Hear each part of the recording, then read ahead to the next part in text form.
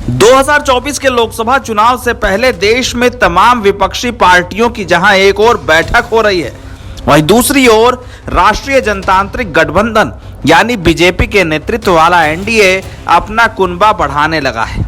Samajwadi party छोड़कर Dara Singh Chauhan BJP की सदस्यता ले चुके हैं, तो सुहेलदेव भारतीय समाज पार्टी के राष्ट्रीय अध्यक्ष ओम प्रकाश राजभर भी एक बार फिर एनडीए गठबंधन में शामिल हो गए। विपक्ष की बैठकों और सियासी उठापटकों में हो रहे समझौतों के बीच एक और नाम उत्तर प्रदेश की राजनीति के नेपथ्य में है, जिसको उत्तर प्रदेश के आगामी चुनावों से उम्मीद है।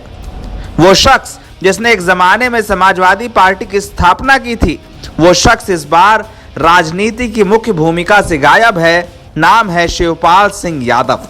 2022 के चुनाव और उसके बाद मैनपुरी के उपचुनाव के बाद समाजवादी परिवार में वापस लौटे शिवपाल सिंह यादव को 2024 के चुनाव में क्या मिलेगा, इसे लेकर उनकी पार्टी में संभावना बैठक और विचारों का दौर चल रहा है।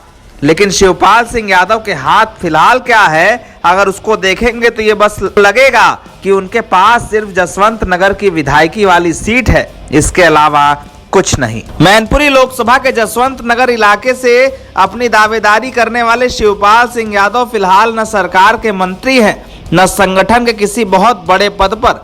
वो सिर्फ महासचिव हैं और उनके पास किसी भी निर्णय की जिम्मेदारी कितनी है, उसे इस बात से समझना होगा कि उम्मीदवारों के चयन से लेकर पार्टी के महत्वपूर्ण पदों पर किसी को बैठाने तक को लेकर शिवपाल से सिर्फ थोड़ी बहुत राय ली जाती है। वही एक जमाने में शिवपाल सिंह यादव का रुतबा यह था कि उत्तर प्रदेश के कलेक्टर कप्तान उनकी साइन पर बदल जाते थे। उनके कहने पर बिजली विभाग से लेकर लोक निर्माण विभाग तक ट्रांसफर पोस्टिंग हो जाती थी और उनकी नजर के इशारे पर जिसको चाहे उसको नौकरी मिल जाती थी। लेकिन अब शिवपाल सिंह यादव का रसूख टूट गया है। शिवपाल सिंह यादव वही शख्स हैं जिन्होंने अपनी पार्टी बनाई तो लोगों ने कहा कि बीजेपी के साथ जाएंगे, लेकिन शिवपाल इसका निर्णय नहीं कर पाए। इसका असर यह हुआ कि आज तक शिवपाल का हाथ खाली है।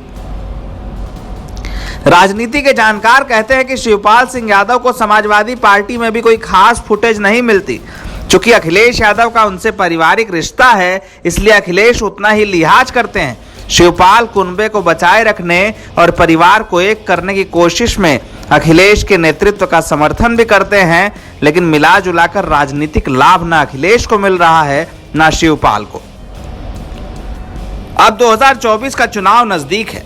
बीजेपी के लोग शिवपाल से संपर्क करने की कोशिश कर रहे हैं, लेकिन शिवपाल फिलहाल तो अपनी ही पार्टी के साथ है। अगर वो 2024 से पहले बीजेपी का हिस्सा हो जाएं, तो ये जरूर है कि उनको कोई राजनीतिक लाभ, पद या सीट जरूर मिलेगी, लेकिन शिवपाल ऐसा कर पाए ये मुश्किल है। शिवपाल अगर ये कर पाते तो उनके हाथ खाली नहीं होते, जो स्थिति आज दिखती है। एनबीटी ऑनलाइन की रिपोर्ट।